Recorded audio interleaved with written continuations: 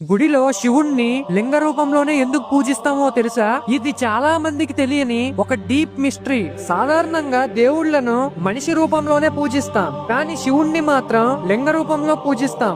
శివపురాణం ప్రకారం బ్రహ్మ విష్ణువుల మధ్యన ఎవరు గొప్ప అనే వాదన వస్తుంది. అప్పుడే శివుడు అంతులేని అగ్నిస్తంభంగా మారి జ్యోతిర్లింగమై వాళ్ళ ముందు ప్రత్యక్షమయ్యాడు. బ్రహ్మ పైకి వెళ్లి చివర చూడాలని ప్రయత్నించాడు. విష్ణువు కిందకెళ్లి దాని మూలం కొనుక్కోవాలని ప్రయత్నించాడు, కానీ ఇద్దరికి చివర దొరకలేదు. అప్పుడు శివుడు ప్రత్యక్షమై, నేను అంతం కాదు, ఆరంభం కాదు, నేను శాశ్వత శక్తిని. అందుకే అంటారు శివుడు ఆది అంతం లేనివాడని. లింగంపై ఉండే వృత్తాకార భాగం శక్తిని సూచిస్తుంది, మధ్యలో ఉండే భాగం శివుడి చైతన్యాన్ని సూచిస్తుంది. అలానే శివుణ్ణి మనం ఏ వైపు నుంచైనా పూజించవచ్చు. ఇదే కారణంగా అంటారు శివుడు దిశలో లేడు, దిశలన్నీ శివుడిలోనే ఉంటాయి. ఫ్రెండ్స్, ఓం నమ శివాయ అని కామెంట్ చేయండి.